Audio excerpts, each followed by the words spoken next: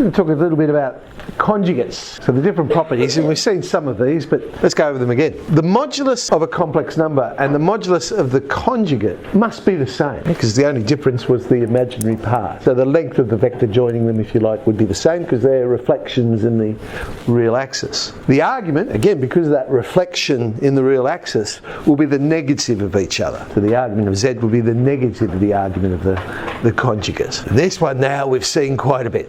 So z times z conjugate we know is the sum of two squares, but another way we can now say it is it's the modulus squared. So z times z conjugate is the modulus squared. This was our rule about addition. We could do it in any order. We could add the numbers first, then find the conjugate, or find the conjugates, then add the number. Same for multiplication, same for division. And the last one there was the quick way of finding the reciprocal of a number. If I want to find the reciprocal of a number, it's the conjugate over the modulus squared. I'm going to do one example here of playing with conjugates as a nice way of solving some problems. We know x plus iy is the square root of 6 plus 2i and 3 minus I.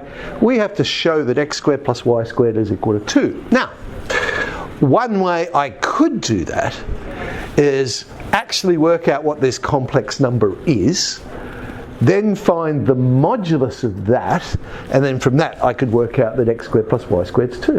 And that would be quite time consuming. But I can take advantage of conjugates for this one. If x plus iy is the square root of this number, okay, we know that to be true. X plus iy squared therefore is 6 plus 2i and 3 minus I. The conjugate of both sides must be equal as well. Well, playing with my division, I can take the conjugate of each part first, and then I'm also taking the conjugate of the x plus iy, so I get x minus iy squared is equal to 6 minus 2i and 3 plus 2i. Now I'll just multiply those two expressions together, and we end up with all of these difference of two squares, which in this case becomes sum of two squares, and I get x squared plus y squared squared ends up being 4, so x squared plus y squared is 2. So making use of conjugates to solve a problem.